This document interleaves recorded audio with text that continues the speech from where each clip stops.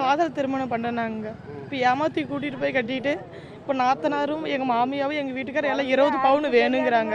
இந்த குழந்தை ஆனத்துலேருந்து இந்த குழந்தை எனக்கு யாருன்னே தெரியாது, நீ 20 பவுன் வாங்கினதா தான் எங்கள் வீட்டில் உனக்கு இடம், இந்த மாதிரி இடம் கிடையாது உனக்கு அப்படின்னு கொடுமைப்படுத்துறாங்க.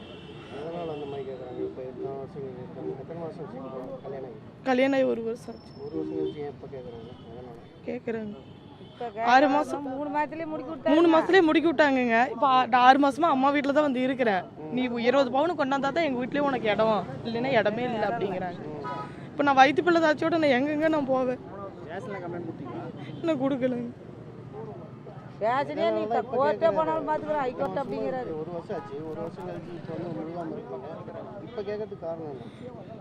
ஏமாத்தி என் கடமை முடிஞ்சு போச்சு, இனிமேல் எனக்கு தேவையில்லை அப்படிங்க. வேற கல்யாணம் பண்ணி வைக்கிறாங்க. வயிற்றுல அடிச்சு களைஞ்சு போச்சு. கணவர் அடிச்சு வயிற்றுல களைஞ்சு போச்சு. எங்கள் வீட்டுக்காரோட இப்போ என் குழந்தைக்கு அப்பா வேணும். எங்கள் வீட்டுக்காரோட எங்கள் மாமியார் நாத்தனார் கொஞ்சம் திருத்தி எங்கள் வீட்டுக்காரோட பொழைக்க வைக்கணும். எங்கள் வீட்டுக்காரர் 50 லட்சம் பார்த்துக்கிறேங்கிறாங்க. நாங்கள் வந்து எடப்பாடிக்கு இருந்தாலும் கொட்டாயூர், கல்லடம் கொட்டாயூர் நெடுக்குளம் கிராமம். அப்புறமேட்டுக்கு இந்த பாப்பா வந்து முன்ன எங்களுக்கும் தெரியாதையே கூட்டிகிட்டு போய் கல்யாணம் பண்ணிக்கிச்சு. நாங்கள் வெளியில் போயிட்டு வேலைக்கு கூட்டி போய் கட்டிக்கிச்சு.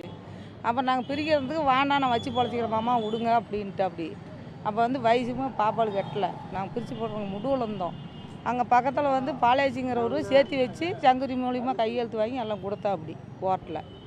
அப்புறமேட்டுக்கு சரின்ட்டு நாங்களும் விட்டோம். 3 மாதமாக அடி தடி பயங்கரமாக இருந்துச்சு. காங்கியத்தில் கூட்டியிருந்தாங்க. அடித்தடி பட்டதும் அப்புறம் சரிடான்ட்டு அந்த குழந்தை கிளஞ்சி போச்சு. இது 3 மாதம் முகத்தில் ஒரு வீட்டுக்கு 4 வீடு மாற்றி மாற்றி அடிச்சிருக்கிற அப்படி குடி இந்த வீடெல்லாம். அப்புறமேட்டு நாங்கள் போய் 2 ஆஸ்பத்திரியிலலாம் பார்த்து சோத்துக்கு குழம்புக்கு எல்லாம் வாங்கி வச்சுட்டு வந்தோம். மறுபடியும் வந்து 1 வாரம் கூட இல்லை, அடித்து துரத்து விட்டா அப்படி. உங்கள் பிள்ளையை நீ கூட்டி போகலாம் நான் கொண்டு போடுமாம்மா அப்படின்ட்டா அப்படி. எங்கள் வீட்டுக்காரர் கூட்டிகிட்டு வந்துட்டார். அப்புறம் அதிலேருந்து நாங்களே தான் பார்த்துக்கிட்டு இருக்கிறோம். அவர் வந்து என்ன எதுவும் கண்டுக்கலை. ஒரு போனும் மன்றத்தில் கண்டுக்கிறதும் இல்லை. வாண்டாம் இப்போ எதுக்கு வந்துக்கிறாங்கன்னா தீர்ப்பு வேணும். அப்பா வேணும், இல்லைன்னா தீர்ப்பு வேணும், ஏதோ ஒன்று வேணும். அப்பா நான் உனக்கு குழந்தையே கொடுக்கல, நீ யாருக்கு போய் வாங்கினே எனக்கு தெரியாது அப்படிங்கிறாரு. உசுருக்கு எந்த பாதுகாப்பும் வரக்கூடாது. அப்போ கேட்குறீங்களா என்ன அப்படி என்னங்கிற அப்படி எங்களை குடும்பத்தோடு வெட்டுற அப்படி அந்த அலையை. வீடு காடு போனாலும் குடும்பத்தோடு எங்களை வெட்டுற அப்படியா.